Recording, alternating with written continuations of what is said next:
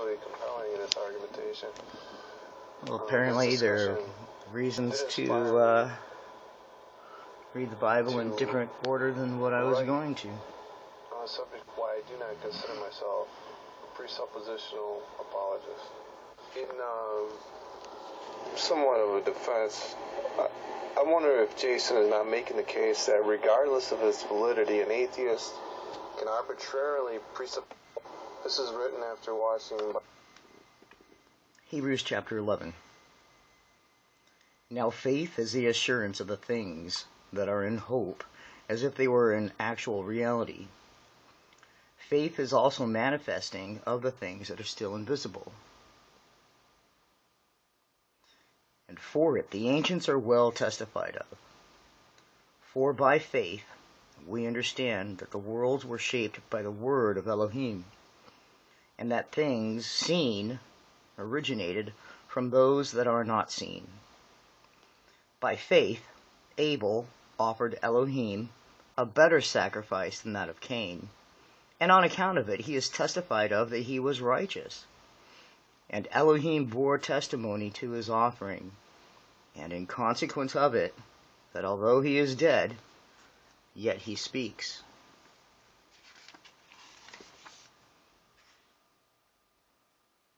By faith Enoch was translated and did not taste death, and he was not found because Elohim had translated him. For before he translated him, there was testimony of him that he pleased Elohim. But without faith, a man cannot please Elohim. For he that draws near to Elohim must believe his existence, and that he will recompense those who seek him. By faith Noah, when he was told of things not seen, feared, and he made himself an ark for the life of his household, whereby he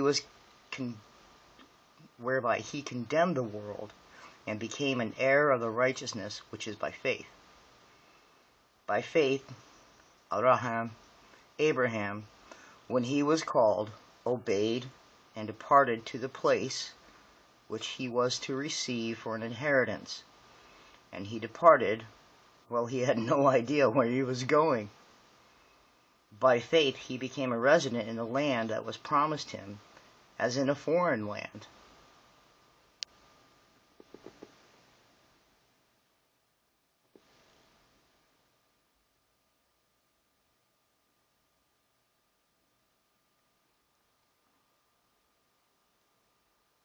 And resided in tents with Yitzchak and Yaakov, the heirs with him of the same promise. I think that Yitzchak is Isaac, and Yaakov is Jacob. And resided in tents with Isaac and Jacob, the heirs with him of the same promise.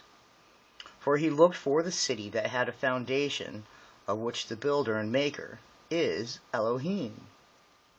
By faith Sarah also, who was barren, acquired the power to receive seed, and out of the time of her years she brought forth, because she firmly believed that he was faithful who had promised her. Therefore, from one man failing through age, myriads were born like the stars in the heavens and like the sand on the shore of the sea, which is beyond all counting. All these died in faith and did not receive their promise, but they saw it from a distance and rejoiced in it.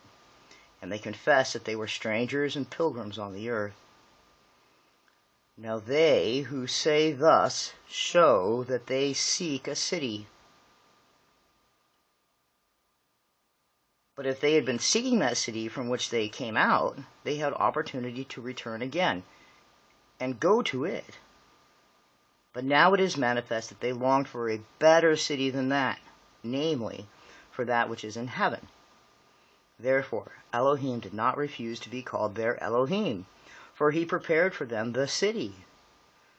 By faith Abraham, in his trial, offered up Isaac, and he laid on the altar his only son, whom he had received by promise. For it had been said to him, In Isaac will your seed be called. And he reasoned with himself that Elohim was able even to raise him from the dead. And therefore, in the representative type of he was restored to him.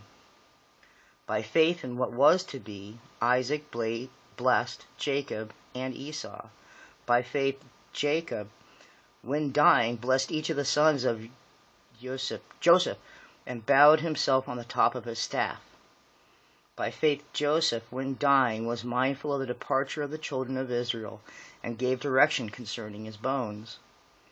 By faith, the parents of Moses, after he was born, hid him 3 months, because they saw he was a goodly child, and they were not impeded by the command of the king.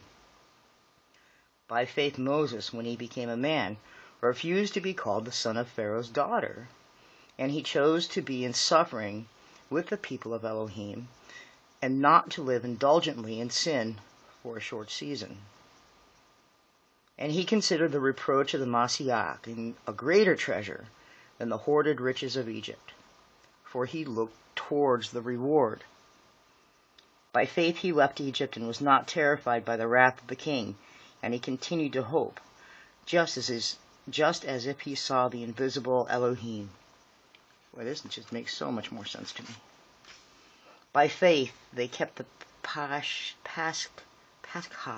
Passover, and the sprinkling of blood, that he who destroyed the firstborn might not approach them. By faith they passed the sea of reeds as on dry land, and in it the Egyptians were swallowed up when they dared to enter it. By faith the walls of Jericho fell down when they had been circled for 7 days. By faith Rahab, the harlot, did not die with them who did not believe, when she received the spies in peace. What more will I say?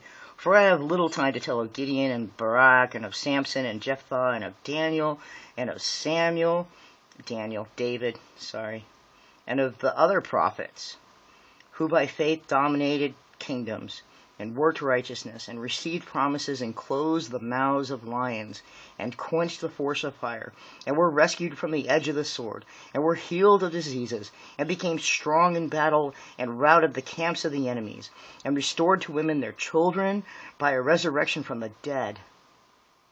And some died under tortures, and did not hope to escape, that there might be for them a better resurrection. And others endured mockings and scourgings. Others were delivered up to bonds and prisons. I don't know if I read that right, so I'm going to read that again.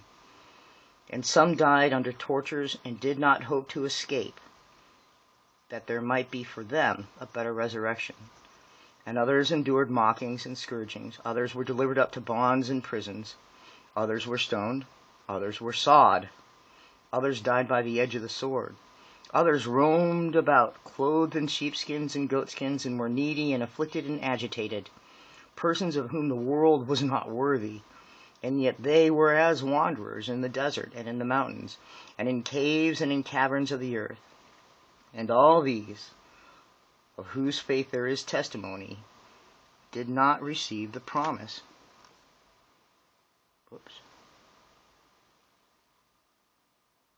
Because Elohim had provided the aid for us, so that without us they should not be perfected. Therefore let us also, who have all these witnesses surrounding us like clouds, cast from us all impediments and sin which is always prepared for us, and let us run with patience the race that is appointed for us, and let us look on Yeshua, Jesus, who has become the beginning and the completion of our faith, who, on account of the joy there was for him, endured the cross and surrendered himself to shame, and is seated on the right hand of the throne of Elohim. Behold, therefore, how much he suffered from sinners, for they were adversaries of their own soul, that you may not be discouraged, nor your soul become remiss. You have not yet come to blood in the contest against sin. You have forgotten the encouragement which says to you, as to children, My son, disregard not the discipline of Master Yahweh, nor let your soul faint when you are rebuked by him. For whom Master Yahweh loves, he disciplines, and he reproves those sons for whom he has kind regards. Therefore endure the disciplining, because Elohim is dealing with you as with sons. For what son is there whom his father does not discipline? But if you are without that discipline with which everyone is disciplined, you have become strangers and not sons. That's this. And I really think that's a whole lot more clear than what I would normally hear. Anyway, so please check this out. Cherish is new love, and be well.